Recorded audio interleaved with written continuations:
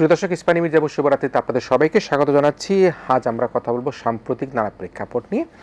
আমাদের আলোচনার মধ্যে মূলত শারদীয় দুর্গাপূজা, পার্বত্য চট্টগ্রামের যে ঘটনা ঘটেছে সেটি, এবং সর্বশেষে আমরা আলোচনা করব যে মাননীয় প্রধান উপদেষ্টা জাতিসংঘে জাতীয় নির্বাচন নিয়ে যে ভাষণ দিয়েছেন, সেই তিনটি বিষয়কে মূলত আমরা সামনে রেখে আলোচনা করবার চেষ্টা করব। আজকে আমাদের সাথে সাম্প্রতিক প্রেক্ষাপট নিয়ে কথা বলবার জন্য অতিথি হিসেবে স্টুডিওতে রয়েছেন জামায়াত নেতা ও শহীদ বীরুত্তম লেফটেন্যান্ট আনোয়ার গার্লস কলেজের সম্মানিত সাবেক অধ্যক্ষ কর্নেল অবসরপ্রাপ্ত আব্দুল বাতেন রয়েছেন আমাদের সাথে।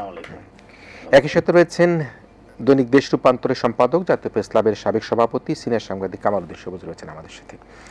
আমি কর্নেল অবসরপ্রাপ্ত আব্দুল বাতেন এবং সবুজ ভাই দুজনকে স্বাগত জানাই। আমাদের সাম্প্রতিক প্রেক্ষাপট নিয়ে নানা বিষয়ে আপনারা যুক্ত হয়ে আপনাদের সমৃদ্ধ আলোচনা দর্শকদের উপস্থাপন করবার জন্য সম্মতি প্রদান করতে। আমি প্রথমেই কর্নেল অবসরপ্রাপ্ত আব্দুল বাতেন আপনার কাছে একটু আসতে চাই যে আমরা দুর্গাপূজা প্রসঙ্গে আমরা আসতে চাই। আমরা এই অন্তর্বর্তীকালীন সরকারের এটা দ্বিতীয় দুর্গাপূজা তারা উদযাপনের জন্য তারা সরকারিভাবে নানা উদ্যোগ গ্রহণ করেছেন। আমরা এবারে সারা দেশে 33,355টি মণ্ডপে দুর্গাপূজা হচ্ছে। আমি ডাটাগুলো শুধু বলছি। ঢাকা মহানগর 259টি, 71,066 জন পুলিশ সদস্য সহ নানা রকম আইন শৃঙ্খলা রক্ষাকারী বাহিনী এখানকার মধ্যে ইনভলভ রয়েছে কীভাবে শান্তিপূর্ণভাবে দুর্গাপূজাটাকে করা যায়। অন্তর্বর্তীকালীন সরকার প্রধান উপদেষ্টা অধ্যাপক মোহাম্মদ ইউনূস তিনি বলেছেন, দুর্গাপূজার শুধু একটি ধর্মীয় উৎসব নয়, বরং সম্প্রীতি ও ঐক্যের প্রতীক। এর মধ্যে রয়েছে ঐক্যবদ্ধ জাতির চিত্র। আমি তার কথাই কোট আনকোট করছি। তিনি আরও বলেছেন, জ্ঞান, সম্পদ, শক্তি নিয়েই সবাই যার যার অবস্থান থেকে ঐক্যবদ্ধ হলে আমরা সব অশুভ শক্তিকে পরাজিত করতে পারবো। খুবই গুরুত্বপূর্ণ কথা, অশুভ শক্তিকে পরাজিত করতে পারবো। কারো সাধ্য নাই আমাদের দমিয়ে রাখার। নিজেরা বিভক্ত হয়ে, আরও গুরুত্বপূর্ণ কথা, নিজেরা বিভক্ত হয়ে গেলে, ঐক্যবদ্ধ হতে না পারলে আমরা জাতি হিসাবে উন্নতি করতে পারবো না। আমরা শারদীয় দুর্গাপূজা শুরু হয়েছে, আজকে সপ্তমী, আমরা দশমী পালিত হবে এবং সারা দেশে আমরা দেখতে পাচ্ছি যে 33,355টি দুর্গাপূজা মণ্ডপ রয়েছে। গতবারের চেয়ে বেড়েছে, একটু বেড়েছে। আপনি সার্বিক দুর্গাপূজার ব্যবস্থাপনা, সরকারের উদ্যোগ, বিএনপি জামাতের নেতাকর্মীদের নানা রকম কর্মপরিকল্পনা, দুর্গাপূজাকে কীভাবে সাফল্যমণ্ডিতভাবে সমাপ্ত করা যায় বিশ্লেষণ যদি করেন একটু। জি, ধন্যবাদ আপনাকে এবং ধন্যবাদ এটিএন বাংলার দর্শক শ্রোতাকে।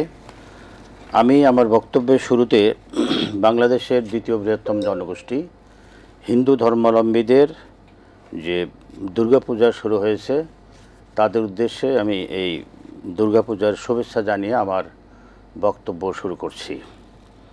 বাংলাদেশে প্রধান জনগোষ্ঠী হচ্ছে ইসলাম ধর্মাবলম্বী এবং হিন্দু ধর্মের যারা আছেন তারা হচ্ছে দ্বিতীয় বৃহত্তম জনগোষ্ঠী। এছাড়াও আমাদের খ্রিস্টান এবং বৌদ্ধ ধর্মের অবলম্বী কিছু আছে। তো বাংলাদেশ একটি সাম্প্রদায়িক সম্প্রীতির দেশ। আমরা পৃথিবীতে এই জন্য আমাদের সুনাম আছে, সাম্প্রদায়িক সম্প্রীতি রক্ষা করে চলছি আমরা। এ ব্যাপারে আমাদের সরকার এবং রাজনৈতিক দলগুলো খুবই সতর্ক।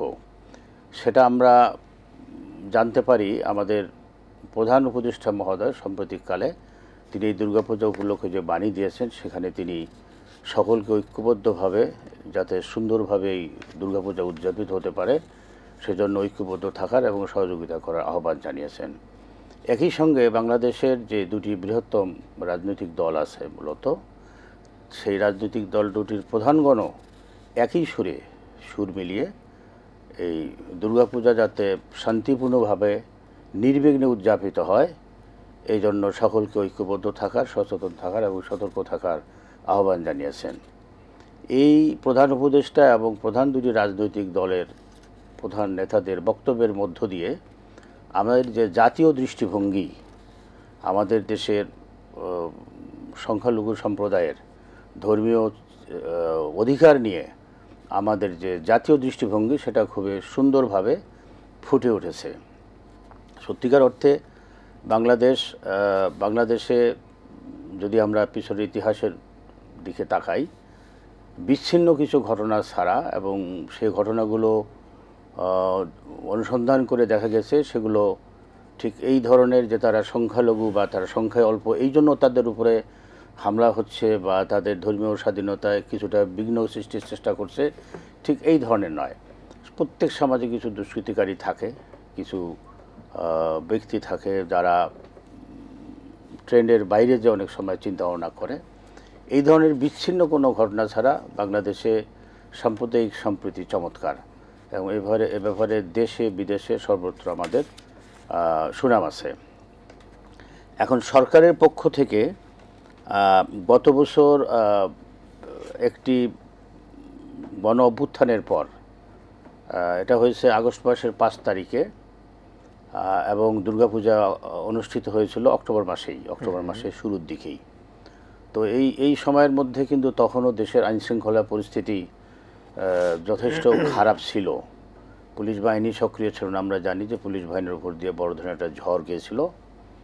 তো বাংলাদেশ সেনাবাহিনী এবং এদেশের সাধারণ মানুষের রাজনৈতিক দলগুলোর সহযোগিতায় গত বছর যে দুর্গাপূজা উদযাপিত হয়েছিল খুবই সুন্দরভাবে হয়েছিল। অতীতের তুলনায় প্রায় সমসংখ্যক দুর্গা মন্দির ছিল। তো এবছর সেই তুলনায় দেশের বর্তমান পরিস্থিতি তুলনামূলকভাবে অনেক ভালো। আইনশৃঙ্খলা পরিস্থিতি অনেকটা সরকারের নিয়ন্ত্রণে আছে, যদিও দেশের ভিতরে এবং বাইরে থেকে আইনশৃঙ্খলা পরিস্থিতির অবনতি ঘটানোর জন্য বিভিন্ন ধরনের তৎপরতা আমরা দেখতে পাচ্ছি। তা সত্ত্বেও আমি আশা করি যে সরকার যে উদ্যোগ নিয়েছে, আইনশৃঙ্খলা বাহিনীকে যেভাবে সতর্ক অবস্থানে রাখা হয়েছে, পুলিশের পাশাপাশি বিজিবি এবং বাংলাদেশ সেনাবাহিনীর সদস্যগণ অত্যন্ত সতর্ক ভূমিকায় আছে। আমি মনে করি এবারের দুর্গাপূজাও অত্যন্ত অতীতের মতো খুবই আনন্দঘন পরিবেশে উদযাপিত হবে এবং নির্বিঘ্নে শান্তিপূর্ণভাবে উদযাপিত হবে। দুর্গাপূজা আমাদের কালচার হচ্ছে, আমাদের সমাজে দুর্গাপূজা এটা হিন্দুদের প্রধান ধর্মীয় উৎসব হলেও এটা কিন্তু আমরাও উপভোগ করি। এটা আমাদের চিরন্তন ঐতিহ্য। আমরা সহায়তাও করে থাকি, আমরা শুভেচ্ছা বিনিময় করি। অনেকেই সেখানে যায়, তাদের যে আনন্দ এবং ফুর্তি সেটাও ভাগাভাগি করে। কাজেই এখানে কোনো বিঘ্ন সৃষ্টি হবে বলে আমি মনে করি না। যদি কোনো অপশক্তি বিঘ্ন সৃষ্টি করার চেষ্টা করে, আমার ধারণা আইনশৃঙ্খলা বাহিনী তো আছেই, পাশাপাশি এদেশের সাধারণ জনগণ তারা এটাকে প্রতিহত করবে। এবং সে অবস্থায় আপনি জামাতের ভূমিকাটাকে কিভাবে দেখেন, আচ্ছা, বিশেষ করে দুর্গাপূজাকে উপলক্ষ করে? দুর্গাপূজা উপলক্ষে আমাদের তো আমির জামাত ডাক্তার শফিকুর রহমান একটা বক্তব্য দিয়েছেন। তিনি সেখানেই, এটা তার ব্যক্তিগত বক্তব্য না, এর মধ্যে দিয়ে আমাদের দলীয় দৃষ্টিভঙ্গিও ফুটে উঠেছে। এবং আমরা সকলেই জানি যে বিগত আগস্ট বিপ্লবের পর যখন পুলিশ বাহিনী ছিল না এবং ধরে নেওয়া হয়েছিল, যেহেতু ওই ওই ওই অভ্যুত্থানটার যে স্পিরিটটা সেটা ছিল কিছুটা ভারত বিরোধী স্পিরিট। কারণ ওই সময় দেশের জনগোষ্ঠী স্বৈরাচারী শাসক হাসিনাকে এবং ভারতকে একইভাবে দেখত, এবং বাস্তবে হয়তো তাই ছিল। কারণ তিনি তো শেষ পর্যন্ত ভারতেই পালিয়ে গেছেন, ভারতের আশ্রয়ী আছেন। তিনি যদিও এখনও সেখান থেকে চেষ্টা করছেন বিভিন্ন ধরনের অস্থিরতা সৃষ্টির জন্য, সেটাও আমরা জানি। তো ওই সময় যখন আইনশৃঙ্খলা পরিস্থিতি খুবই খারাপ ছিল, তখনও কিন্তু অন্য সকল রাজনৈতিক দলের মতো বাংলাদেশ জামাত ইসলামী এবং সমাজের অন্যান্য শ্রেণী পেশার মানুষ যারা ছিল, এমনকি আমাদের কওমি আলেমরাও, কওমি মাদ্রাসার ছাত্ররাও এই তাদের মন্দির, গির্জা, প্যাগোডা এইসব পাহারা দিয়েছে। তো ওই রকম সময় যখন আইনশৃঙ্খলা পরিস্থিতি অপেক্ষাকৃত দুর্বল ছিল, শিথিল ছিল, ওই সময় যদি শান্তিপূর্ণভাবে দুর্গাপূজা হয়ে থাকতে পারে, এখনও হবে। এবং এক্ষেত্রে বাংলাদেশ জামাত ইসলামীর ভূমিকা পূর্বের মতোই আছে, এবং আমরা যে কোনো মূল্যে চাই বাংলাদেশে সাম্প্রদায়িক সম্প্রীতি রক্ষা করা হবে। নিশ্চয়ই, আমি আলোচনা আবার ফিরবো। আপনি বিগত সরকারের আমলের কথা কিছুটা বলেছেন, সেটি আপনাদের শুনবার চেষ্টা করবো। 5ই আগস্টের পূর্ববর্তী সেই সময়কার কথা আমরা প্রশ্নটা তুলে রাখলাম। আমি কামাল উদ্দিন সবুজ, আপনি লিখে যাচ্ছেন এবং এটাকে পেশা হিসাবে নিয়েছেন, সাংবাদিকতা। একটি পত্রিকার সম্পাদক হিসেবে কাজ করছেন, জাতীয় প্রেস ক্লাবের সভাপতি ছিলেন। আমরা দুর্গাপূজার এমন একটা ইস্যু, যে ইস্যুটাকে সবসময় আমরা দেখি যে বিগত শাসনামলে আমরা দেখেছি এই সময়, তার আগে পরে, বা হিন্দু সম্প্রদায়ের ওপর নানা রকমভাবে অপ্রীতিকর ঘটনা ঘটিয়ে বাংলাদেশের যারা এই যে ইসলাম, মুসলিম, এদের প্রতি একটা ধরনের অশ্রদ্ধা তৈরি করবার চেষ্টা করা হতো। আমরা যদি রামুর ঘটনা ধরি, আমরা যদি এই কুমিল্লার ব্রাহ্মণবাড়িয়ার নাসিরনগরের কথা ধরি, সব কিছু মিলে, বা সাঁওতালপল্লীর কথা ধরি, সব কিছু মিলিয়েই দেখা যেত যে একটা উৎসব যখন হবে তখন কিন্তু দেশের মধ্যে একটা অস্থিতিশীলতা তৈরি করা হতো। কিন্তু আমরা এই 5ই আগস্টের পরবর্তী সময় প্রথম দুর্গাপূজা যখন অনুষ্ঠিত হলো, কর্নেল আব্দুল বাতেন যেটি বললেন যে সেকালে সকল শ্রেণী পেশার মানুষ, কওমি মাদ্রাসা, জামায়াত ইসলামী, ছাত্রদল সবাইকে কিন্তু পাহারা দিয়েছে। এবারের উৎসবটাকে আপনি কীভাবে দেখছেন? ধন্যবাদ। আমি প্রথমেই শারদীয় দুর্গাপূজার যে অনুষ্ঠান চলছে, আমি আমার পক্ষ থেকে হিন্দু সম্প্রদায়ের সকল ভাই বোনদেরকে আমি শুভেচ্ছা এবং অভিনন্দন জানাই। আসলে এটা আমি নিজেও ছোটকাল থেকে আমি দেখেছি যে দুর্গাপূজার সময় হিন্দু সম্প্রদায়ের এই অনুষ্ঠানের মধ্যে মুসলমানরাও কিন্তু অংশগ্রহণ করতো। আমরা ছোটোকালে আমরাও খুব কিউরিয়াস থাকতাম, আমরাও দেখতে যেতাম মানে তাদের এগুলি। তো এই যে এর মধ্যে দিয়ে যে একটা সম্প্রীতি, এর মধ্যে দিয়ে একটা ভ্রাতৃত্ববোধ বাংলাদেশে দীর্ঘদিন ধরে আমরা দেখে আসছি। এবং বাংলাদেশ আপনি দেখেন সারা বিশ্বে সাম্প্রদায়িক সম্প্রীতির এক অনন্য উদাহরণ সৃষ্টি করেছে। এটা কিন্তু বিভিন্ন কাজের মধ্য দিয়েই হয়েছে। কিন্তু এই যে দুর্গাপূজা, বাংলাদেশের মানুষ কিন্তু ধর্মভীরু একটা প্রচলিত আছে, এটা ধর্ম কিন্তু তারা ধর্মান্ধ নয় এবং অন্য সকল ধর্মের প্রতি, যদিও এটা আমাদের দেশটা একটা মুসলিম প্রধান দেশ, এখানে এরপরে হিন্দু সম্প্রদায়ের লোকজন আছে, অন্যান্য সম্প্রদায়ের আছে, খ্রিস্টান, বৌদ্ধ সহ আছেন। আমরা কিন্তু বাংলাদেশের মানুষের মানে ইন জেনারেল আপনি দেখবেন, আপনি যদি খুব নিরপেক্ষভাবে দেখেন, মানুষ কখনোই অন্য ধর্মের অধিকার নষ্ট করার মানে কখনো চিন্তা করে না। তারা এইটাকে মানে সবাই যার যার ধর্ম পালন করার অধিকার আছে, সেই তার প্রতি শ্রদ্ধা এবং তার প্রতি ভক্তি আছে, এটা আমি মনে করি এবং এখনও আছে। কিন্তু এই যে দুর্গাপূজা বা এই যে ধর্মীয় কতগুলি অনুষ্ঠান, বিশেষ করে হিন্দু সম্প্রদায়ের মানে দুর্গাপূজা বা মনে করেন বুদ্ধিস্টদের কোনো কিছু বা কি, যদিও এগুলো নিয়ে রাজনীতি কিন্তু হয়েছে, ষড়যন্ত্র কিন্তু হয়েছে, যেটা কথা আপনি বলেন, এবং এটাই হলো দুর্ভাগ্যজনক। এটা আমার কাছে যেটা মনে হয় যে বাংলাদেশের আপামর জনসাধারণ এটা পছন্দ করে নাই কখনো। এগুলো যারা করেছে, যারা বাংলাদেশে সবচেয়ে বেশি স্বাধীনতার পক্ষে শক্তি হিসাবে যারা নিজেদেরকে দাবি করে এবং যারা সবসময় আমি দেখেছি এই দুর্গাপূজা বা বাংলাদেশকে নিজের চোখে না দেখে অন্য কোনো শক্তির, এটা বাইরের শক্তি, অন্য একটা শক্তির দৃষ্টিতে দেখে, তখনই এই সমস্যাগুলি, এবং তারা এটা নিয়ে রাজনীতি করতো সবসময়। আপনি দেখেন যে ঘটনাগুলি আপনি করেছেন, আপনি এই কারণ তারা মনে করতো যে তারা স্বাধীনতার সপক্ষে শক্তিকে, তাদের কাছে হিন্দু সম্প্রদায়ের লোক নিরাপদ এবং তাদের পক্ষে হিন্দু সম্প্রদায়ের কোনো আপনার মন্দির ভাঙ্গা বা কোনো ধরনের পূজা মণ্ডপে যা হামলা করা, এগুলো তারা করবে না। আমি কোন দলের কথা বলেছি আপনি বুঝতে পারছেন, কারণ আমি যারা পতিত সরকারের কথা বলেছি, তারাই এই দুর্গাপূজাটা নিয়ে সবচেয়ে বেশি রাজনীতি করেছে।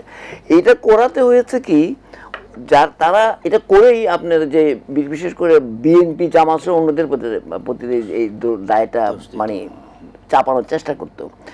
এতে বিএনপি, জামাত আরও বেশি আপনার সতর্ক হয়ে গেছে, কারণ তারা তো রাজনীতি করে।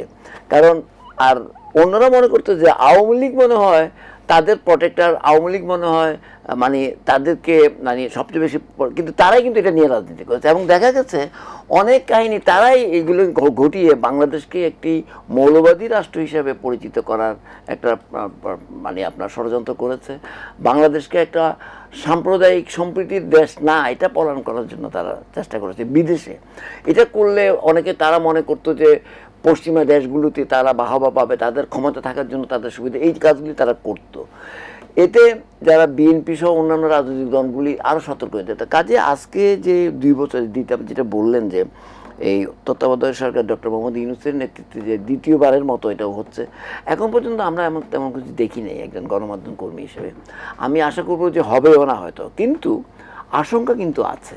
আপনি দেখেন, আপনি এর মধ্যে আপনার বিএনপির ভারপ্রাপ্ত চেয়ারপারসন জনাব তারেক রহমান সাহেবও কিন্তু বলেছেন যে যখন শারদীয় দুর্গাপূজা উপলক্ষে উনি বিবৃতি দিয়েছেন, বক্তব্য রেখেছেন, উনিও এখানে সবাইকে সতর্ক থাকতে বলেছেন, তার নিজের দলীয় নেতাকর্মীদেরকেও বলেছেন। এবং আপনি কিছু নিউজ দেখেছেন, কিছু কিছু জায়গায় বিএনপির লোকরা আপনার পাহারা দিচ্ছে, হিন্দুদের মণ্ডপ পাহারা দিচ্ছে কয়েকটা, ঢাকার বাইরে আমি কয়েকটা নিউজ দেখেছি। তো বিষয়টা হচ্ছে যে আপনার প্রফেসর ইউনূস সাহেবও সেটা বলেছেন, এবং বিএনপির যে সিনিয়র যুগ্ম মহাসচিব যে রুহুল কবির রিজভী সাহেব আজকে বলেছেন যে দুর্গা পূজাকে ঘিরে কিছু অপতৎপরতার আলামত ওনারা দেখতে পাচ্ছেন। মানে তাদের কাছে কিছু ইনফরমেশন আছে যে এটা নিয়ে, বিশেষ করে তারা আসলে যেটা আমি সরাসরি যে বলি ফেসিলিটির কথাই বলেছেন, তারাই কোনো না কোনো ধরনের মানে ঘটাতে পারে, ঘটিয়ে তারা এটাকে অন্যের উপর দায় চাপিয়ে দিবে, হয়তো বিএনপির উপর দায় চাপিয়ে দিবে বা জামাতে হোয়াটএভার, তারা মনে বা ডক্টর মোহাম্মদ ইউনূসের উপর দায় চাপিয়ে দিবে যে এই সরকার ব্যর্থ হয়েছে, এই সরকার এই দেশের সাম্প্রদায়িক সম্প্রীতি নষ্ট করছে। এই রাজনীতি তারা আগেও করতো। তো কাজে আসলে এটা করতে যে মানুষের কাছে কিন্তু তারা এক্সপোজ হয়ে গেছে, কারণ সত্য কখনো চাপা থাকে না। একটা সময় কি এসব আসলে রাজনীতি না, এগুলো আসলে কি হয় কি, এগুলো আসলে এক ধরনের অপরাজনীতি, অপতৎপরতা। এগুলো করতে করতে দেখেন এই দলটা কিন্তু যারা স্বাধীনতা যুদ্ধের নেতৃত্ব দিয়েছে বলে ঠিক আছে, তারাই কিন্তু তাদের এই রাজনৈতিক দলটিকে একেবারে নিঃশেষ করে ফেলেছে। রাজনীতিটা রাজনীতির মতোই করতে হয়, যারা রাজনীতি করে এটা তারাই ভালো, আমার চেয়ে অনেক ভালো বুঝেন আমরা কিন্তু তারা এগুলো না করে সবসময় বাঁকা পথে হাঁটার চেষ্টা করেছেন। আপনি দেখেন আমাদের প্রতিবেশী ভারতকে বাংলাদেশের মানুষ বন্ধু মনে করে না কেন? এই জন্যই করে না, কারণ ভারত, আমরা যদি গত 54 বছরও দেখি, কখনোই তাদের কার্যক্রমের মধ্য দিয়ে এটা প্রমাণ করতে পারে না, আস্থা এবং বিশ্বাসের সম্পর্ক তৈরি করতে পারে না বাংলাদেশের মানুষের সঙ্গে ভারতের মানুষের। এবং এই জন্যই বিশ্বাস করে না, কারণ তারা দেখেন, তারা সবসময় যে দুর্গাপূজাকে নিয়ে এই যে আপনার রিজভী আহমেদ সাহেবের কথা বা তারেক রহমান সাহেবের কথা বা জামাতের ডক্টর শফিকুর রহমান সাহেবের কথা বা ডক্টর মোহাম্মদ ইউনূস সাহেবের কথা বা ডক্টর আপনার স্বরাষ্ট্র উপদেষ্টা সাহেবের কথা, প্রত্যেকের কথার মধ্যে আপনি একটা মিল খুঁজে পাবেন। এবং তারা সবাই ডাইরেক্টলি না বললেও তারা ওই কথাটাই মিন করতে চাচ্ছে। তারা এই দুর্গাপূজাকে নিয়ে রাজনীতি করে, যারা হিন্দু সম্প্রদায়ের বিভিন্ন বিষয় নিয়ে রাজনীতি করে, তাদের ব্যাপারে তারা আঙ্গুল মানে তুলছেন, যে বলছেন তাদের ব্যাপারে তোমরা সতর্ক থাকো।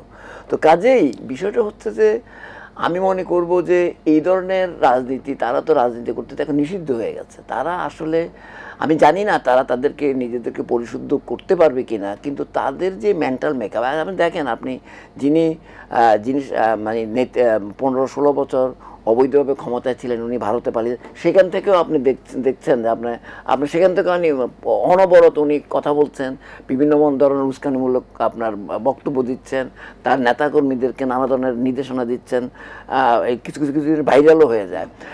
উনি কখনোই এগুলো থেকে বিরত হতে পারেন না। উনি যে এখন এই দেশে নাই, এই দেশের থেকে যে উনি বিতাড়িত হয়ে গেছেন, এটা এই যে হয়ে এবং ভারতে আশ্রয় নিলেন এবং ভারতে ভারত সরকার তাদেরকে এগুলো করতে দিচ্ছে, আসলে এতে হচ্ছে কি, এতে ভারত যে এই অঞ্চলে সব জায়গায় বন্ধুত্বহীন হয়ে পড়লো। ভারতের কিন্তু এই উপলব্ধিটা নাই। তারা মনে করে যে তারা তাদের শক্তি দিয়ে, তাদের মাইট দিয়ে তারা এগুলো সবকে মানে দখল করে বলে। আসলে শক্তি দিয়ে সবসময় সব কিছুকে দখল করা যায় না, এবং সেই পথে শেখ হাসিনা হাঁটছেন তাদের উপর নির্ভর করে। তা আমি মনে করি যে এগুলো থেকে, আমি জানি না ওরা বেরিয়ে আসবে কিনা, এটা তাদের সিদ্ধান্ত, কিন্তু বাংলাদেশের মানুষ কিন্তু আমি মনে করি এগুলো বুঝে। এবং আমি মনে করি না যে দুর্গাপূজাকে কেন্দ্র করে আমি মানে আশা করবো যে নিশ্চয়ই বড় ধরনের ঘটনা ঘটবে না, বাংলাদেশের মানুষ নিশ্চয়ই সতর্ক থাকবেন, এবং এই ধরনের এই রাজনীতিগুলি আর চলবে না আসলে বাংলাদেশে। বিশেষ করে 24 জুলাইয়ের যে গণঅভ্যুত্থান হয়েছে, সেখানে আমাদেরকে অনেক কিছুর মধ্যে এটাও আমাদেরকে স্পষ্ট করে দিয়েছে যে এই ধারার রাজনীতি, এই ধরনের দুর্গাপূজাকে কেন্দ্র করে অপতৎপরতা করে অন্যের উপর দোষ চাপাইয়ে দেওয়া, বা এটা যদি আওয়ামী লীগ না করে অন্য কেউ করে, একই ঘটনাই ঘটবে। আমার কথা হচ্ছে এই বাংলাদেশের মানুষ খুবই সচেতন, বাংলাদেশের মানুষ জানে কখন কি করতে হবে, তারা এগুলোকে অ্যালাউ করবে না। সো এটা সকল রাজনৈতিক দলের জন্যই বার্তা যে আপনাদেরকে এই দেশের মানুষের রাজনীতি করতে হবে, এবং মানুষ যেটা চায় সেটাই করতে হবে, সেটা দুর্গাপূজা হোক, অন্য কিছু হোক। নিশ্চয়ই। আমি কর্নেল আব্দুল বাতেন আপনাকে দিয়ে শেষ করবো। দুর্গাপূজা নিয়ে শেষ কোনো বিশ্লেষণ আছে কিনা? একই সাথে আপনি বিগত শাসন আমলের কথা খানিকটা বলছিলেন। আমরা বিরতি যাওয়ার আগে শেষ শাসন আমলে আপনি যেখানে থাকেন সেই মিরপুরে আমরা দেখেছি 5ই আগস্টের পরবর্তী সময় কিভাবে গুলি চালিয়ে ছাত্র জনতাকে হত্যা করা হয়েছে। আপনি যদি একটু বিশ্লেষণটুকু করেন, আমরা বিরতি যাবার। আসলে এই বিগত আমাদের যে ফ্যাসিস্ট সরকার, তারা শাসন ক্ষমতায় থাকার সময়ও এদেশের সংখ্যালঘু জনগোষ্ঠীকে সবচেয়ে বেশি ব্যবহার করেছে। তাদেরকে ব্যবহার করে যেটা আমার সবুজ ভাই অলরেডি বলেছেন, যে তাদেরকে ব্যবহার করে বহির্বিশ্বের কাছে একটা জিনিস উনি তুলে ধরার সবসময় চেষ্টা করেছেন, যে এই দেশের যে বিরোধী দল যারা আছে, যারা বিরোধী রাজনীতি করে, তারা এখানে সাম্প্রদায়িক সম্প্রীতি নষ্ট করার জন্য চেষ্টা করছে। এবং সেই ফ্যাসিস্ট সরকারের প্রধান তিনি ভারতের থেকে এখনও সেই চেষ্টা চালাচ্ছেন। তো আমরা মনে করি বাংলাদেশের মানুষ এবং আমাদের সশস্ত্র বাহিনী যে সতর্ক অবস্থানে আছে, এই অবস্থানে থাকার কারণে তার এই অপচেষ্টা সফল হবে না, এটা কোনো অবস্থাতেই সফল হবে না। আমরা তিনি দেশের সুনামকে নষ্ট করে এই সাম্প্রদায়িকতা এবং তথাকথিত জঙ্গিবাদকে নিয়ে যে রাজনীতি, নোংরা রাজনীতি করেছেন, তার একটা উদাহরণ হয়তো আপনাদেরও মনে আছে। আওয়ামী লীগ প্রথমবার যখন ক্ষমতায় আসে, ওই সময় আমেরিকান প্রেসিডেন্ট সম্ভবত বিল ক্লিন্টন ছিলেন। তিনি এই দিক দিয়ে সফর করার সময় বাংলাদেশে একটা স্টপ ওভার ছিল, তাকে সাভার স্মৃতিসৌধে নেওয়ার কথা ছিল। তার পূর্বে সরকারের উদ্যোগে এদেশে জঙ্গিবাদের বিস্তার সম্পর্কে একটা বই ছাপিয়ে এটা প্রচার করা হলো, বেরি করা হলো, এমন একটা পরিবেশ সৃষ্টি করা হলো যে এখানে এই মার্কিন রাষ্ট্রপতি যদি সাভারে যায়, সেক্ষেত্রে এখানে জঙ্গি হামলার আশঙ্কা আছে। এই আশঙ্কার দিকে এই সফরটাকে বাতিল করা হলো। তো একটা দেশ, স্বাধীন সার্বভৌমত্ব দেশ, এবং আমরা সকলেই জানি যে আমাদের সাভারের স্মৃতিসৌধ হচ্ছে একটা সেনানিবাসের পাশে, সেখানে আমরা রাষ্ট্রীয় মেহমানকে নিরাপত্তা দিতে পারবো না, এটা তো হতে পারে না। তাদের উদ্দেশ্য ছিল বাংলাদেশে জঙ্গি বিস্তারের যে ব্র্যান্ডিং করা, হ্যাঁ ব্র্যান্ডিং করা, যে বাংলাদেশে জঙ্গি তৎপরতা বৃদ্ধি পেয়েছে এবং আমরা সেটা প্রতিহত করার জন্য আমরা তৎপর, আমরা সচেষ্ট। তো এই নোংরা রাজনীতির ধারাবাহিকতা এখনও চলছে। বিগত সরকার যে এই জঙ্গি নাটক কী পরিমাণ মঞ্চস্থ করেছে এটা আমরা জানি, এবং আমরা এগুলো শুনতে শুনতে দেখতে দেখতে এই দেশের মানুষ ক্লান্ত হয়ে গিয়েছিল। এবং একসময় এই দেশের ছাত্র জনতা যখন বুঝলো যে না, এইভাবে একটা দেশ, একটা জাতি চলতে পারে না, তখন তারা নিজেরাই নিজেদের মতো করে জেগে উঠল। ওটা আন্দোলন তো একটা ছিল সুতা মাত্র, একটা উপলক্ষ, কিন্তু সেটা পরবর্তীকালে যে এইভাবে প্রত্যেকটা শ্রেণীপেতার মানুষ বিগত সরকারের জুলুম নির্যাতন দ্বারা ক্ষতিগ্রস্ত হয়েছিল, যে কারণে এই ছাত্রদের মধ্যে যে একক কোনো নেতৃত্ব ছিল তাও নয়, খুব যে সুসংগঠিত কোনো আন্দোলন ছিল তাও নয়, শুধুমাত্র সামাজিক যোগাযোগের মাধ্যমে তারা তাদের বার্তা এবং মনোভাব আদান প্রদানের মধ্য দিয়ে এমন একটা বিপ্লব সংগঠিত হলো যে দুর্দ্বন্দ্ব প্রতাপশালী যে স্বৈরাচার কিন্তু ছাড়তে বাধ্য হলেন। তো কাজেই ওই চেতনা, ওই শক্তি এখনও আছে।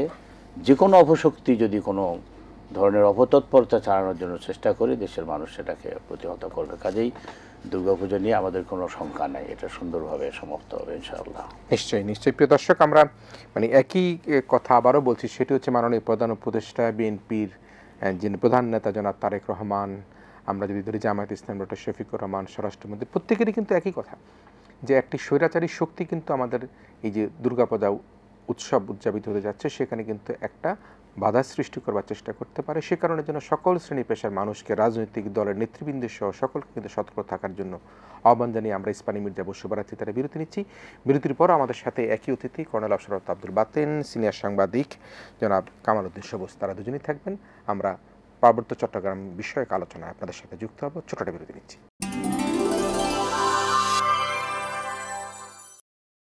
প্রদর্শক ইস্পানী মির্জা শুভরাত্রিতে আমরা আবারও ফিরে এসেছি। সাম্প্রতিক নানা প্রেক্ষাপটে আমরা কথা বলছিলাম। অতিথি হিসেবে রয়েছেন শহীদ বীরুত্তোলন গার্লস কলেজের সাবেক অধ্যাপক জামায়াত নেতা কর্নেল অবসরপ্রাপ্ত আব্দুল বাতেন রয়েছেন দৈনিক দেশ রূপান্তর সম্পাদক, জাতীয় প্রেস ক্লাবের সাবেক সভাপতি, সিনিয়র সাংবাদিক কামাল উদ্দিন সবুজ রয়েছেন আমাদের সাথে। আমরা কর্নেল আব্দুল বাতেন, আমরা দুর্গাপূজা নিয়ে শঙ্কার কথা, সে শঙ্কার কথা বলছিলাম, কিন্তু দেশের মধ্যে কিন্তু নানা শঙ্কা তৈরি করবার যিনি মূল খোরাকদাতা, উৎপত্তিদাতা, তিনি কিন্তু ভারতে বসে আছেন, এবং ভারত নিয়ে কিন্তু নানা রকম শঙ্কা কিন্তু দেশের মানুষ করে। এবং আপনি যেটা বলছিলেন যে 5ই আগস্টের যে আন্দোলনটি, সেটি কিন্তু প্রধানত পতিত আওয়ামী সরকার, শেখ হাসিনা এবং একটি প্রতিবেশী রাষ্ট্রের প্রতি কিন্তু মানুষের একটা ক্ষোভ থেকে কিন্তু আরও বেশি সৃষ্টি হয়েছিল। এখন যে বিষয়টি কথা বলবো সেটি পার্বত্য চট্টগ্রাম ইস্যুতে আমরা খাগড়াছড়ি গুইমার অনাকাঙ্ক্ষিত ঘটনায় 3 জন নিহতের ঘটনা দেখেছি, একজন মেজর সহ 15 জন আইনশৃঙ্খলা রক্ষাকারী বাহিনী তারা আহত হয়েছে। এখানে বিএনপি স্থায়ী কমিটির সদস্য কে কি বলেছেন বলে আমি আপনার মন্তব্য বিশ্লেষণে যাব, যেহেতু আপনি নিজস্ব সেনাবাহিনীতে কাজ করেছেন। পাহাড়ে পুরাতন খেলা শুরু হয়ে গেছে বলে মন্তব্য করেছেন বিএনপি স্থায়ী কমিটির সদস্য মেজর অবসরপ্রাপ্ত হাফিজউদ্দিন বীর বিক্রম, তিনি কথা বলেছেন। অন্যদিকে জামায়াত ইসলামের আমির ডক্টর শফিকুর রহমান বলেছেন, খাগড়াছড়ি ঘটনায় প্রশ্ন করেছেন এগুলি কিসের লক্ষণ, অবিলম্বে তদন্তের মাধ্যমে দোষীদের চিহ্নিত করতে হবে এবং তাদের পিছনের কোনো ক্রীড়ানক থাকলে তাদেরকে খুঁজে বের করতে হবে। আমরা স্বরাষ্ট্র উপদেষ্টার কথা যদি বলি, তিনি আরও কঠিন কথা বলেছেন, একটি মহল খাগড়াছড়িতে অস্থিতিশীল পরিস্থিতি তৈরির চেষ্টা করছে, ভারত ও ফ্যাসিস্টদের ইন্ধনে এই ঘটনা ঘটছে। তিনি স্পষ্ট করে বলেছেন, আমরা সর্বোচ্চ সতর্কমূলক ব্যবস্থা নিচ্ছি, কিছু সন্ত্রাসী পাহাড়ের উপর থেকে গুলি চালাচ্ছে, এসব অস্ত্র অনেক সময় দেশের বাইরে থেকে আসে। নিশ্চয়ই তিনি কি মিন করেছেন আপনি বুঝতে পারছেন। বিএনপি জামাতের কিন্তু প্রতিক্রিয়া প্রায় একই রকম। আপনি এই যে খাগড়াছড়িতে গুইমারায় যে সাম্প্রতিক যে সংঘর্ষ হয়েছে, ঘটনা ঘটেছে, সেটাকে আপনি কীভাবে দেখেন?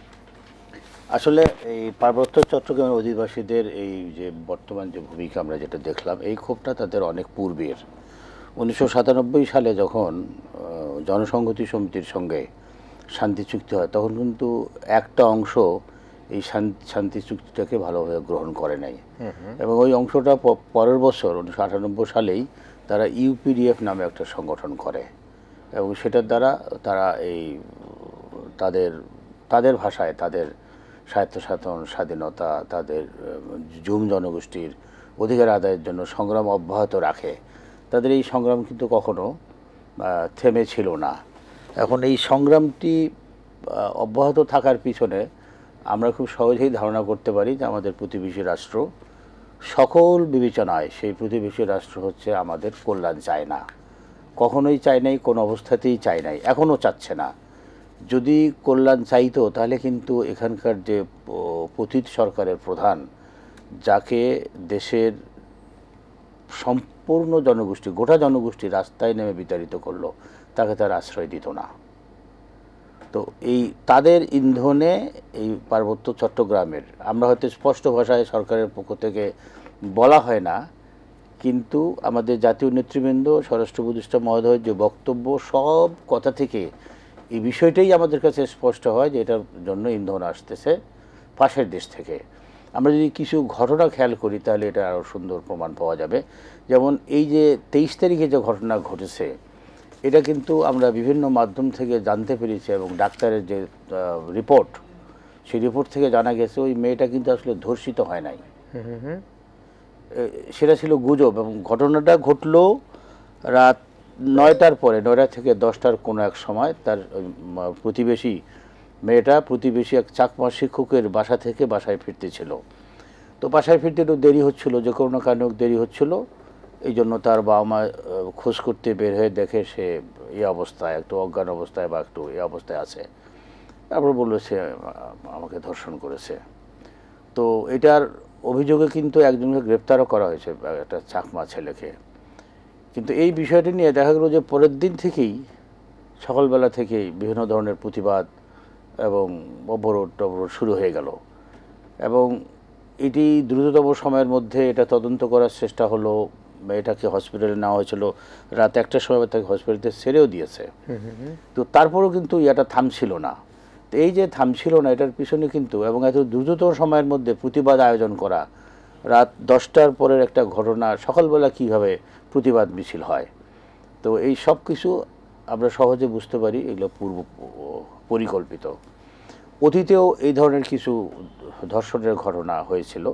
ধর্ষণের ঘটনা আমাদের সমাজের খুবই একটা প্রতিনিয়ত বিষয়। আমরা যদি পত্রপত্রিকার হেডলাইন দেখি, এমন কোনো দিন নাই যেখানে কোনো ধর্ষণের ঘটনা আসে না। এবং ধর্ষণগুলো কখনো সমগোত্রীয়ের মধ্যেও হয়, অথবা ভিন্ন গোত্রের দ্বারাও হয়, বাঙালি চাকমাও হয়, চাকমাও হয়। তো এটা যে এই একজন বাঙালি যদি ধর্ষণে জড়িত থাকেও, সেটা যে এই সে চাকমা বলেই করতেছে তা কিন্তু না। এটা সৌভাগ্যতভাবে সে পুরুষ হিসাবে সুযোগ পেয়ে সেটা করতে পারে বা করে, অপরাধ প্রবণতা থেকেই করে, যদিও এটা কোনো অবস্থাতেই সমর্থনযোগ্য নয়। কিন্তু এই বিষয়গুলোকে অতীতেও ক্যাপিটালাইজ করে পার্বত্য চট্টগ্রামকে অশান্ত করার চেষ্টা করা হচ্ছে। এবং স্বরাষ্ট্র উপদেষ্টা মহোদয় খুব যথার্থই বলেছেন যে গুলি চলতেছে এখানে, কিন্তু অস্ত্র আসতেছে দূর থেকে, যদিও উনি বলছেন আমি কোনো দেশের নাম বলতে চাই না, এখন এটাও বললেন এক সাংবাদিক ভাই সেই দেশের নামও বলেছে। সে দেশ আমাদের প্রতিবেশী ভারত, আমাদের তো অন্য কোনো প্রতিবেশী নাই।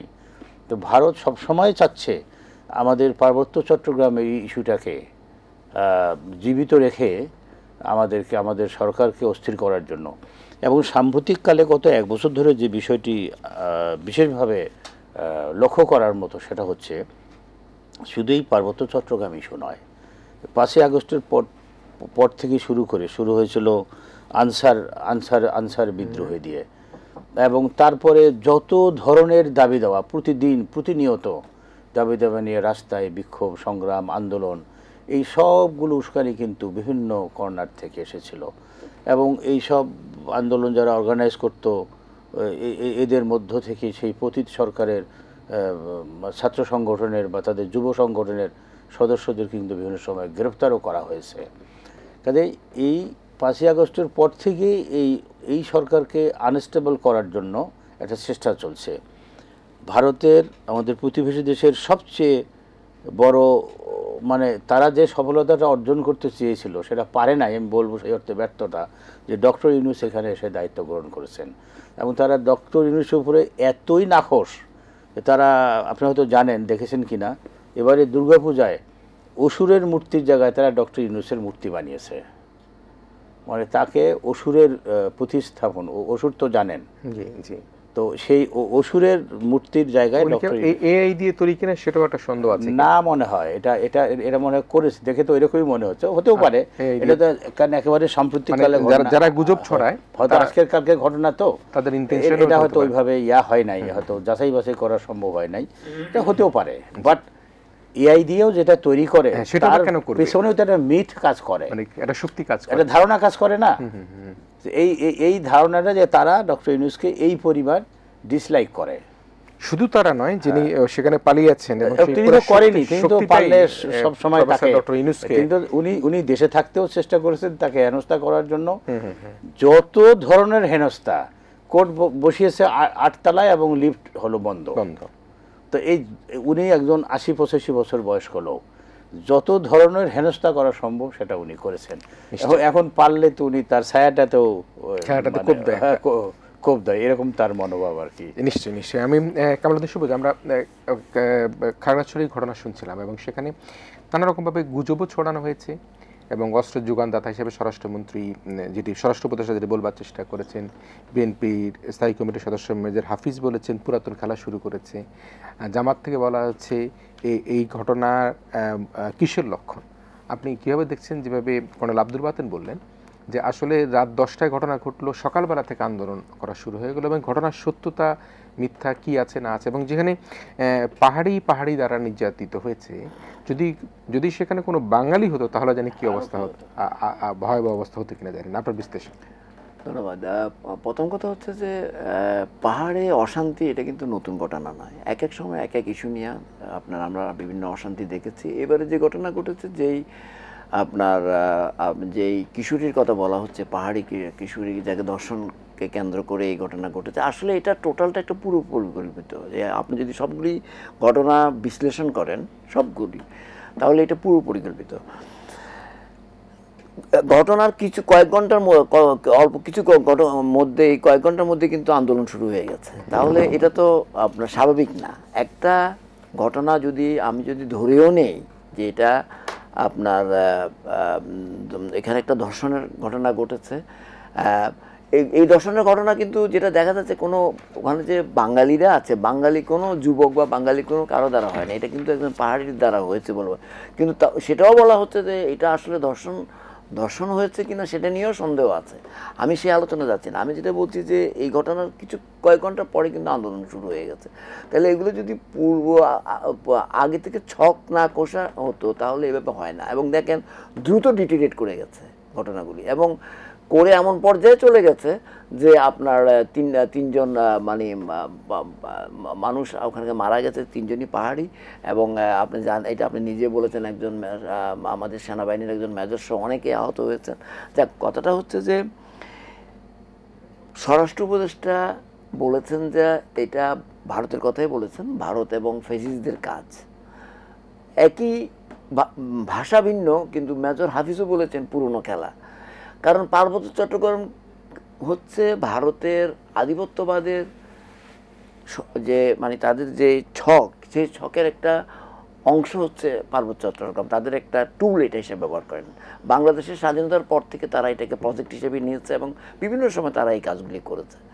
এবং আপনি জানেন যে পার্বত্য চট্টগ্রামকে বাংলাদেশের অবিচ্ছেদ্য অংশ হিসাবে রক্ষা করার জন্য শহীদ প্রেসিডেন্ট জিয়া রহমান প্রথম মানে আপনার অনেকগুলি পদক্ষেপ নিয়েছে। এবং এটার একটা অন্যতম পদক্ষেপ হচ্ছে যে সেখানে সেটেলার বাঙালি সেটেলার অন্য জায়গা থেকে সেটেলারদের মানে নিয়ে সেখানে ইয়ে করা, সেটা নিয়ে হচ্ছে নানা আলোচনা আছে সব। কিন্তু দেখেন উনি ওটা বুঝতে পেরেছেন যে পার্বত্য চট্টগ্রামকে রক্ষা করতে হলে, পার্বত্য চট্টগ্রামকে ইন্ডিয়ান হেজিমনি থেকে রক্ষা করতে হলে সেখানে পাহাড়িদের সঙ্গে বাঙালিদেরকেও বসবাস করতে হবে সবাই। এবং তাহলেই সেখানে এবং আমাদের যে সেনাবাহিনী আছে সেই সেনাবাহিনী সেটাকে সুরক্ষিত করতে পারবে। আমাদের সেনাবাহিনী এখন পর্যন্ত সেটা সুরক্ষিত করেছে, আমাদের জনগণও সেটা সুরক্ষিত। সব পাহাড়ি যে ভারতের এই ছকের মধ্যে আছে তা না, কিন্তু কতিপয়। আপনি জেএসএস এর কথা জানেন, আপনার ইউপিডি, এগুলো নিয়ে নানা সংগঠন সেখানে আছে। আপনি ইদানিং আপনি একটা রিপোর্টে আমি দেখেছি আজকে বা কালকে, সেটার মধ্যে আছে যে জেএসএস এবং ইউপিডিএফ যে সংগঠন, এর মধ্যে আবার কিছু বিরোধও আছে। এদেরকে আবার একীভূত করারও প্রচেষ্টা ভারত করছে। বিষয়টা হচ্ছে যে ভারতের এটা হচ্ছে যে তারা এটাকে সবসময় চেষ্টা করেছে যে এখনও করে, সেটা হচ্ছে যে এটাকে বাংলাদেশকে বিচ্ছিন্ন করা যায় কি না। যদি বিচ্ছিন্ন করা না যায় তাহলে সেটাকে নানা ধরনের তাদের অনেক টুলস আছে সেখানে পাহাড়িদের তারা পিক আপ করে। এবং আপনি একটা রিপোর্ট আপনি লক্ষ্য করে থাকবেন যে একজন বৌদ্ধ ভিক্ষু যিনি দিল্লিতে অবস্থান করেন, তিনি ওখান থেকে নির্দেশনা দিচ্ছেন এখানে আপনার পার্বত্য চট্টগ্রামে অশান্তি তৈরি করার জন্য। এটাও কিন্তু রিপোর্ট হয়েছে। কিন্তু এরকম অনেক কিছু আছে, আমি বিস্তারিত যাচ্ছি না। আমি যেটা বলতে চাচ্ছি যে যেটা স্বরাষ্ট্র উপদেষ্টা বলেছেন সেই একই সুরে মেজর হাফিজও বলেছেন। মেজর হাফিজ সাহেবও কিন্তু একদম সেনাবাহিনীতে ছিলেন, উনিও ভালো করে জানেন। এবং উনি এখন রাজনীতিবিদ। ওই পুরোনো খেলা মানে সে ভারতের খেলা, সে ভারতের খেলা, সেখানে অশান্তি। এখন যেটা হয়েছে গত 1 বছর ধরে যে আওয়ামী লীগ নাই, কোন যে এই আপনি কয়েক মাস আগে কিন্তু আপনার খেয়াল করে থাকবেন যে পার্বত্য চট্টগ্রামে কিন্তু অশান্তি তৈরি হয়েছিল, সেখানেও কিন্তু ভারতের ইন্ধন ছিল এবং আওয়ামী লীগের ইন্ধন ছিল। আওয়ামী লীগের লোকজনকে কিন্তু ইন্ধন দিয়েছে, কিন্তু এগুলো ধরাও পড়েছে এবং গোয়েন্দা সংস্থারও রিপোর্ট আছে। তো স্বরাষ্ট্র উপদেষ্টা যে বলছেন, এবং উনি এটাও বলছেন যে বাইরে থেকে এটার অস্ত্র আসতেছে, এই অস্ত্র কিন্তু নতুন করে আসতেছে না, সবসময় আসছে, এখনও আসে। মাঝে মাঝে সেনাবাহিনী সহ জনগণ এটাকে প্রতিরোধ করে। আমাদের কথাটা হচ্ছে ভারত, আমি যে কথাটা বলছিলাম, ভারতের যে তাদের মাথার মধ্যে সবসময় হলো হিন্দুত্ববাদী যে চিন্তা, সেই হিন্দুত্ববাদী চিন্তা করতে যে, এবং যেটা আধিপত্যবাদের একটা মানে সংস্করণ আমি মনে করি। এবং এটা করতে যে দেখা প্রতিবেশী কোনো দেশের সঙ্গে কিন্তু তাদের সম্পর্কটা থাকলো না। এবং সর্বশেষ হচ্ছে বাংলাদেশ, এবং বাংলাদেশকে হারিয়ে তারা যেন সবই হারিয়ে ফেলেছে, এমনও মানে এতই অস্থির হয়ে গেছে। মালদ্বীপ হারিয়েছে, নেপাল হারিয়েছে, শ্রীলঙ্কা হারিয়েছে, তারপরে আপনার পাকিস্তান তো নাই, চায়না, এগুলো তো বললাম না। এখন বাংলাদেশকে তারা একটা মনে করেছিল যে এটা তাদের একটা আধিপত্যবাদের, এটা একটা তাদের একটা উপনিবেশ মনে করেছিল। সেটা যখন 24 জুলাই আগস্টে যখন এই পরিবর্তন হলো, তাদের মাথা খারাপ হয়ে গেছে। এখন যেখানেই পায় সেটা পার্বত্য চট্টগ্রাম হোক, সেটা আনসার বিদ্রোহ হোক, সেটা সচিবালয়ের কোনো কর্মসূচির মাধ্যমে হোক, সেখানে তারা ঢুকে পড়ে। দুর্গাপূজা হোক, তারা আছেই। মানে কথা হলো যে বাংলাদেশকে আপনার অস্থিতিশীল করে রাখতে হবে, বাংলাদেশের কখনো গণতন্ত্র, এই যে আমরা যে একটা নির্বাচন আসছে যেটা ফেব্রুয়ারি, আমি মনে করি এই ঘটনাগুলি এই নির্বাচনকে বানচাল করার একটা কিন্তু পরিকল্পনার অংশ। কিন্তু কারণ আপনি যদি দেশে যদি একটা, কারণ স্বৈরাচার যাদেরকে কথা বলছি, যিনি ভারতে অবস্থান করছেন, তার নেতারা অনেকে ভারত, কিন্তু তাদের বেশিরভাগ তাদের অনেক সাপোর্টার তো বাংলাদেশে আছে। তারা কিন্তু ভিতরে ভিতরে অর্গানাইজ আছে এবং হচ্ছে, এবং বিভিন্ন সময় আমরা অনেক ঘটনার অবতারণা দেখছি। কাজেই তারা কিন্তু যখন যে সুযোগটা পাবে সেই সুযোগটা কাজে লাগাবে। এবং দুর্ভাগ্যজনক হলেও সত্য, যারা যেটা আমি বললাম স্বাধীনতার সপক্ষে শক্তি বলে দাবি করে, তারাই কিন্তু বাংলাদেশের বিপক্ষে অবস্থান নিচ্ছে। এবং বাংলাদেশের বিপক্ষে অবস্থান নয়, বাংলাদেশের মানুষের বিপক্ষে অবস্থান। আপনি দেখেন না, আপনি যেটা আমি বললাম, আজকে যদি পার্বত্য চট্টগ্রামে যদি আপনি অশান্তি তৈরি করেন, এটা তো বাংলাদেশের বিরুদ্ধেই যায়। সেখানে পাহাড়ি আছে, সেখানে বাঙালি আছে, তারা তো একটা সমঝোতার মধ্যে দিয়ে, একটা আপনি সম্প্রীতির মধ্যে দিয়ে বসবাস করছে। পাহাড়িরা তো বাংলাদেশের বিভিন্ন জায়গায় বাস করছে, চাকমা উপজাতি বা অন্য কোনো উপজাতি, তারা কি ঢাকা শহরে বাস করছে না? তারা কি ঢাকা বিশ্ববিদ্যালয়ে পড়ছে না? তারা কি আর্মিতে থাকছে না? আমাদের কথা ছিল, আমরা তো আমাদের ধর্ম ভিন্ন হইতে পারে, আমাদের আপনার ওই আপনার সংস্কৃতি ভিন্ন হতে সংস্কৃতি ভিন্ন হতে পারে। আমরা তো বাংলাদেশি সবাই। নিশ্চয়ই, এই যে বাংলাদেশি হওয়ার যে প্রচেষ্টা, যেটা শহীদ প্রেসিডেন্ট জিয়া রহমান যে বাংলাদেশি জাতীয়তাবাদের মধ্যে দিয়ে গেছেন, সেটা আওয়ামী লীগ পছন্দ করে না, সেটা ভারত পছন্দ করে না। এবং তারা যেটা পছন্দ করে না, আবার তাদের বিরুদ্ধে বাংলাদেশের মানুষ আবার তাদের এই কর্মকাণ্ড পছন্দ করে না। তাহলে সেই জায়গায় আমাদের শক্তি। নিশ্চয়ই আমি বাংলাদেশ সেনাবাহিনী সহ বাংলাদেশের আইন প্রয়োগকারী সংস্থাকে দারুণভাবে ধন্যবাদ জানাই যে তারা পাহাড়ের উত্তাল যে পরিবেশ পরিস্থিতিকে সামাল দেবার জন্য তারা সচেষ্ট রয়েছে, এবং সেক্ষেত্রে আমরা মনে করি যে সেখানকার যে সাধারণ জনগণ রয়েছে তারাও কিন্তু সেখানে সার্বিকভাবে তারা সতর্কতা বজায় রাখছেন। প্রিয় দর্শক, আমরা ইস্পানী মির্জাপুর শুভরাত্রিতে আবার একটা বিরতি নিচ্ছি। বাংলাদেশের কাঙ্ক্ষিত নির্বাচনকে পিছিয়ে দেবার যে অপচেষ্টা, সেই অপচেষ্টা কিন্তু কোনোভাবেই কোনো সুফল আনবে না বাংলাদেশিদের জন্য, এবং একই সাথে যারা চেষ্টা করছেন তাদের অপচেষ্টাও সার্থক হবে না, এটি বলে প্রত্যাশা করে আমরা বিরতির পর আবারও একই আলোচনা নিয়ে ফিরে আসবো। তবে এবার আলোচনা থাকবে মাননীয় প্রধান উপদেষ্টা জাতিসংঘে ভাষণে যে কাঙ্ক্ষিত সময় ফেব্রুয়ারিতে যে নির্বাচনের কথা বলেছেন সে বিষয়ে আলোচনা করবো। ইস্পানী মির্জাপুর শুভরাত্রিতে আমরা একটা ছোট্ট বিরতি দিচ্ছি, শেষ বিরতি।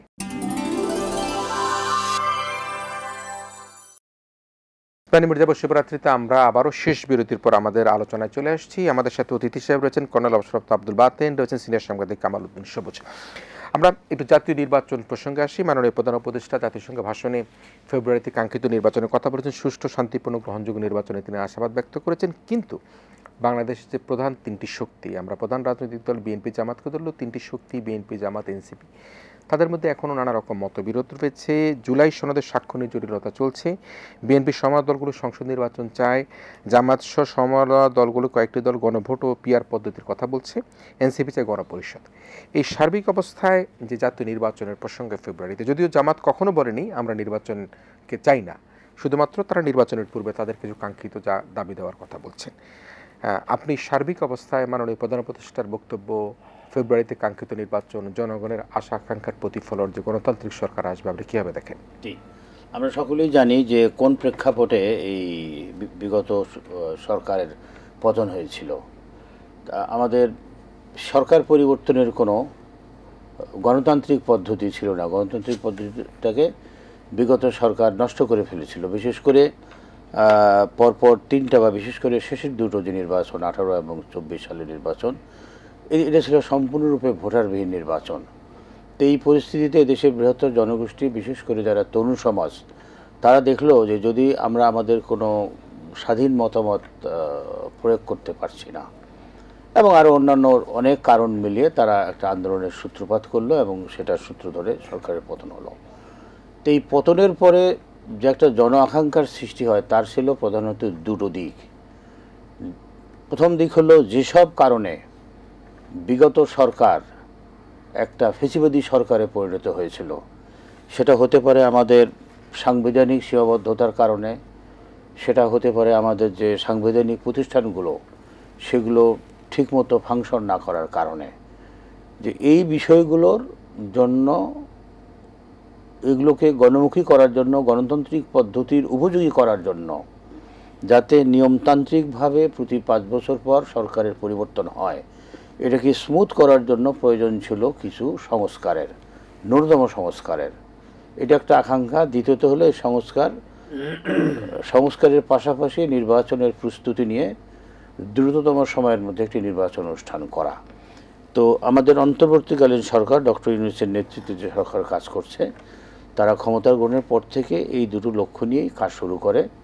প্রথম ধাপে এই অন্তর্বর্তীকালীন সরকার একটি জাতীয় ঐকমত্য কমিশন গঠন করে, অনেকগুলো কমিশন করে দেওয়া হয়, যারা এই বিভিন্ন সংস্কারমূলক, প্রশাসনিক সংস্কার, নির্বাচনী সংস্কার, সাংবিধানিক সংস্কার ইত্যাদি নিয়ে তারা সুপারিশ প্রদান করে। এবং পরবর্তীকালে এই সব কমিশনগুলোর সুপারিশগুলোকে একত্রিত করে একটা জাতীয় ঐকমত্যে পৌঁছার জন্য একটি জাতীয় ঐকমত্য কমিশন গঠন করা হয়, যার প্রধান ডক্টর ইউনূস নিজেই, এবং এটার সহসভাপতি হচ্ছেন ডক্টর আলী রিয়াজ, একজন প্রবাসী ভদ্রলোক। তাকে এই উদ্দেশ্যে দেশে নিয়ে আসা হয়। এবং আমরা জানি প্রায় 1.5-2 মাস ধরে আমাদের সমস্ত রাজনৈতিক দল জাতীয় ঐকমত্য কমিশনের সঙ্গে আলোচনায় বসে সিরিজ আলোচনা হয়েছে। আলোচনা হওয়ার পর অনেকগুলো প্রসঙ্গ নিয়ে একমত হওয়া সম্ভব হয়েছে, কিন্তু কিছু কিছু ক্ষেত্রে এখনও দ্বিমত আছে। এবং এই দ্বিমতগুলোর ক্ষেত্রে বাংলাদেশ জাতীয়তাবাদী দলের পক্ষ থেকে কিছু কিছু ক্ষেত্রে নোট অফ ডিসেন্ট দিয়ে শেষ পর্যন্ত তারা এগুলো অ্যাকসেপ্ট করেছে। এখানে একটু দলগুলোর মধ্যে যে মতের পার্থক্য, প্রধান পার্থক্য যেটা, সেটা হচ্ছে যে বিএনপি চাচ্ছে যে পরবর্তীকালে নির্বাচিত সরকারের এসে সংসদে এই সংশোধনীগুলো বা এই সংস্কার কার্যক্রমগুলো সম্পন্ন করবে। কিন্তু অন্যান্য রাজনৈতিক দল, হয়তো বিএনপির মতের সঙ্গে কিছু দল আছে, অন্যান্য রাজনৈতিক বলতে জামাত এবং ইসলামী স্বাধীনতা আন্দোলন বা এনসিপি এবং আরও কিছু ছোট ছোট দল মিলে তারা চাচ্ছে যে না, যেহেতু আলোচনাটা এখন হলো, আমরা এখন একমত হয়েছি, এর বাস্তবায়ন দেখতে চাই, এর বাস্তবায়ন আমরা দেখতে চাই এবং এই সুপারিশের ভিত্তিতেই যেন নির্বাচনটা অনুষ্ঠিত হয়। একটি জুলাই সনদ প্রণীত হয়েছে এবং রাজনৈতিক দলগুলোর দাবি হচ্ছে, জামাত ইসলামী সহ অন্যান্য দলগুলোর দাবি হচ্ছে এটাকে আইনি মর্যাদা দিতে হবে। এখন আইনি মর্যাদা দেওয়ার প্রয়োজনীয়তা কোথায়? যদি আইনি মর্যাদা না দেয় তাহলে আমরা 1975 সালে যারা এই বাংলাদেশে একটি পরিবর্তন ঘটিয়েছিলেন, যার পরিপ্রেক্ষিতে শহীদ রাষ্ট্রপতি জিয়া রহমান ক্ষমতা গ্রহণ করে দেশটাকে একটি সঠিক দিক নির্দেশনা দেওয়ার সুযোগ পেয়েছিলেন, সেই সময় যারা অগ্রণী ভূমিকা পালন করেছেন, আমরা নাম জানি, কর্নেল ফারুক, তারপরে মেজর ডালিম, এনাদেরকে বিএনপি শাসন আমলে আইনি সুরক্ষা দেওয়া হয়েছিল। কিন্তু পরবর্তীকালে কিন্তু এই আওয়ামী লীগ ক্ষমতায় এসে 75 সংশোধনীর মাধ্যমে সেটাকে প্রত্যাহার করে এবং তাদেরকে বিচারের সম্মুখীন করা হয়। যদি এখন এই জুলাই যোদ্ধাদের যে কর্মকাণ্ডকে আইনি সুরক্ষা প্রদান করা না হয়, তাহলে ভবিষ্যতে যদি কখনো 5 বছর পরে হোক, 10 বছর পরে হোক, 20 বছর পরে হোক, যদি ফেসিবাদের দোসর, ফেসিবাদরা নিজে অথবা তাদের সমমনা কোনো সরকার যদি ক্ষমতায় আসে, তাহলে কিন্তু তারা এদের বিচার করতে পারবে, সহজেই বিচার করতে পারবে এবং তারা যে করবে সেটা আমাদের কাছে খুবই সুস্পষ্ট। আমরা জাতিসংঘে ডক্টর ইউনূসের সফরসঙ্গী হিসেবে যারা গিয়েছিলেন, এখানে আখতার হোসেন ছিলেন, এনসিপির সদস্য সচিব, জুলাই যোদ্ধা, এবং ওই মেয়েটা তাসনিম যারা, ডক্টর তাসনিম যারা ছিলেন, তাদেরকে কিন্তু তারা জুলাই সন্ত্রাসী বলে গালি দিয়েছে। তো পতিত ফেসিবাদী শক্তির কাছে এই জুলাই বিপ্লবের নায়করা হচ্ছে জুলাই সন্ত্রাসী, তারা কিন্তু ভবিষ্যতে তাদেরকে জুলাই সন্ত্রাসী হিসেবে বিচার করবে। কাজেই এটার আইনি মর্যাদা থাকা উচিত। হ্যাঁ, এটা যে পরবর্তীকালে দেওয়া যাবে না এটা নয়, কিন্তু আমাদের অতীত অভিজ্ঞতা বলে যে আমাদের রাজনৈতিক দলগুলো সাধারণত কোনো প্রতিশ্রুতি দিয়ে ক্ষমতায় যে সেটা পরিপূর্ণরূপে বাস্তবায়ন করে না। এটা হলো আমাদের তিক্ত অভিজ্ঞতা। এই জন্য দেশের মানুষ চাচ্ছে যে এটা আগেই হয়ে যাক আর কি। এটার হওয়ার পদ্ধতি আছে, আমাদের সাংবিধানিক এক্সপার্টরা আছেন, তারা পরামর্শ দেবেন। নিশ্চয়ই কর্নেল আশরাফ আব্দুল বাতেন, যে আপনি যেটা স্পষ্ট করে বলেন জুলাই যোদ্ধারা জুলাই সন্ত্রাসীতে পরিণত হয়ে যায় কিনা, যেটি আমরা আমেরিকা সফরকালে দেখলাম যে সেখানে ফ্যাসিস্ট শক্তির যারা সেখানে বসবাস করেন কিভাবে, ইভেন আপনি এনসিপি দুজন নেতার কথা বলেছেন, মির্জা ফখরুল ইসলাম আলমগীর কিভাবে গালাগালি করছে, যেভাবে বকাবকি করছে, সেটি স্পষ্টতই যে যাতে কোনোভাবে ভবিষ্যতে, আপনি কর্নেল ফারুক সাহেবের কথা বললেন, মেজর ডালিমের কথা বললেন। তো এই অবস্থায় আমি একটু জানতে চাই জনাব সবুজ ভাই, আপনি নিশ্চয়ই বুঝতে পারছেন যে আসলে জুলাই সনদ বাস্তবায়ন, নির্বাচন, কোনো কিছু নিয়ে কিন্তু আমাদের মধ্যে দ্বিমত থাকবার কথা হয়, আমরা সেটা চাইও না। আমরা মনে করি কাঙ্ক্ষিত সময় নির্বাচন হোক। যদি নির্বাচন না হয়, আমাদের যারা অর্থনৈতিক বিদরা রয়েছেন তারা বলছেন বাংলাদেশ কিন্তু পিছিয়ে যাবে, আমাদের বিনিয়োগ হচ্ছে না, বিনিয়োগ করা সম্ভব হবে না। আমরা যদি বলি যে আমাদের এই যে ডক্টর আলী রিয়াজ সাহেব বলেছেন যে নানা ক্ষেত্রে আমাদের বিশৃঙ্খলা সেটি তৈরি হইতে পারে। তো আপনি এই ফেব্রুয়ারির নির্বাচন নিয়ে আপনি আশাবাদী কিনা, কোনো শঙ্কা দেখেন কিনা? না, আমি আশাবাদী হতে চাই। বিষয়টা হচ্ছে যে জুলাই গণ অভ্যুত্থানে যারা নেতৃত্ব দিয়েছেন, রাজনৈতিক দলগুলি এবং ছাত্র জনতা, তারা তো তখন ঐক্যবদ্ধ হতে পেরেছেন হাসিনার বিদায়ের জন্য। তো কাজেই আজকে একটা যেই হাসিনা গত 16-17 বছর নির্বাচনটাকেই ধ্বংস করে দিয়েছে, নির্বাচনী ব্যবস্থাকে ধ্বংস করে দিয়েছে, গণতন্ত্রকেই ধ্বংস করে দিয়েছে। তাহলে সেই গণতন্ত্রকে পুনরুদ্ধার করার জন্য যে এখন যেমন নতুন করে যাত্রা শুরু হলো, একটা নির্বাচনের তারিখ দেওয়া হয়, মানে ফেব্রুয়ারিতে হওয়ার কথা, সেখানে ঐক্যমত হইতে পারবেন না কেন? হতেই হবে। কারণ তারা তো এই গত 16 বছর গণতন্ত্রের জন্যই মানে ফাইট করলো। তাহলে হ্যাঁ, এখন জুলাই সনদ নিয়ে ওখানে কি থাকবে কি থাকবে না অনেক কিছু নিয়ে বিএনপি অনেক কিছুতে নোট অফ ডিসেন্টও দিয়েছে, সংস্কারের অনেকগুলি প্রস্তাবের ব্যাপারে অনেকগুলিতে আবার ঐক্যমত হয়েছে। আবার বিএনপি প্রথম অনেক জায়গার মধ্যে যেখানে স্ট্রিক ছিল পরবর্তী পর্যায়ে তারা আবার ফ্লেক্সিবলও হয়েছে। কাজেই এখানে তো শেষ বলে কিছু নাই রাজনীতির মতো। আর আমি মনে করি যে এই নির্বাচনটাকে কেন্দ্র করে আগামী সবাই আগানো উচিত। এখন হয়তো আমরা অনেক কিছু ডিফারেন্স দেখতে পাচ্ছি। জুলাই সনদের আইনি ভিত্তির কথা আছে, সেখানে কেউ কেউ মনে করেন যে বিশেষ করে বিএনপি মনে করেন যে অনেকগুলি বিষয় আছে যেগুলি সংবিধান সংক্রান্ত, সেগুলি পরবর্তী সংসদ যে নির্বাচিত হবে তারা করবে।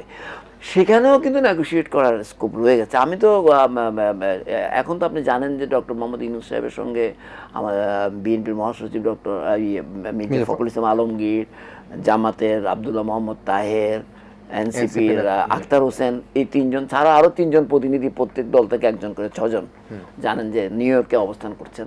আমার ধারণা সেখানে আলোচনা হবে এবং নানা কথা আমরা শুনি, আমরা তো অফিসিয়ালি এখনো শুনি না, তবে আমার ধারণা এই কথাগুলি আসবে। সনদটা কিভাবে হবে সেটার মানে আমার ধারণা একটা জায়গায় যাবে এবং এটা আসার পরে আরও দৃশ্যমান হবে এবং নির্বাচনটাও হবে এবং নির্বাচনটা হওয়া উচিত। এবং আমি মনে করি যে এখন যে ডিফারেন্সটা দেখা যাচ্ছে বিএনপি, জামাত এবং এনসিপির মধ্যে, সেটা অনেকাংশে কমে আসবে। আর কিছুটা ডিফারেন্স তো থাকতেই পারে, কারণ সবাই যে সব কিছুতে ঐক্যমতে পৌঁছবে এমন তো কোনো কথা নাই। কিন্তু বিষয়টা যাতে এমন না হয় যেটা নির্বাচনের প্রক্রিয়াকে আপনার ক্ষতিগ্রস্ত করবে। কারণ আজকে দেখেন আপনাদের সিইসি দেখেন একটা কথা বলেছে যে যারা এই নির্বাচন করতে দিতে চায় না তারা এই নির্বাচনকে বানচাল করে দিতে চায়। ওনারা কিন্তু ফেসিবাদের কথা বলছেন। এটা প্রফেসর ডক্টর মোহাম্মদ ইউনূসের মুখেও আমরা কিছুদিন আগে শুনেছি, আপনার বিএনপির ভারপ্রাপ্ত চেয়ারপারসন তারেক রহমানের মুখেও আমরা শুনি।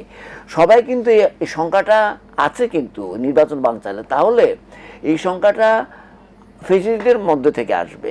তাহলে যদি ওটা হয়ে থাকে তাহলে তাদের তো এখানে ঐক্যমত হইতেই হবে নির্বাচন, এবং বাংলাদেশে একটি গ্রহণযোগ্য এবং মানে ভালো নির্বাচনের জন্য আপনার সিইসি বা নির্বাচন কমিশন এনাফ নয় এবং ডক্টর মোহাম্মদ ইউনূসও এনাফ নয়। এখানে এই রাজনৈতিক দলগুলি আছে এবং বাংলাদেশের মানুষকে নিয়ে আপনার যদি তারা মাঠে নামে তখন একটা ভালো নির্বাচন হবে।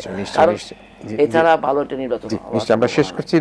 কর্নেল অশোক আব্দুল বাতেন, আপনাকে আর সুযোগ দেওয়ার আমি সময় হাতে নেই। প্রিয় দর্শক, আমরা একটা ভালো নির্বাচন অপেক্ষা রয়েছে, সুষ্ঠু সুন্দর একটা নির্বাচন অনুষ্ঠিত হবে এবং কাঙ্ক্ষিত সময় নির্বাচন অনুষ্ঠিত হবে। আমরা বিএনপি, জামায়াত, এনসিপি সকলের মধ্যে যে দূরত্ব থাকুক না কেন সেটি হচ্ছে আমরা নির্বাচনকে নিয়ে নয়, সেটি হয়তো নানা ক্ষেত্রে নানা সময় নানা যুক্তির লড়াই থাকতে পারে। সেই যুক্তির শানিত লড়াই আমরা আশা করি যে আগামী নির্বাচন আমাদের কাঙ্ক্ষিত সময় ফেব্রুয়ারিতে রোজার পূর্বে অনুষ্ঠিত এবং সেই নির্বাচনে সকল দলের অংশগ্রহণে, স্টেক হোল্ডারদের দায়িত্ব সবচেয়ে বেশি, রাজনৈতিক দল বলি, ভোটার বলি, সকলের অংশগ্রহণে আমরা একটা ভালো নির্বাচন আশা করি। আমাদের আজকের এই আয়োজন এখানে শেষ করছি। প্রিয় দর্শক, আপনারা ভালো থাকবেন।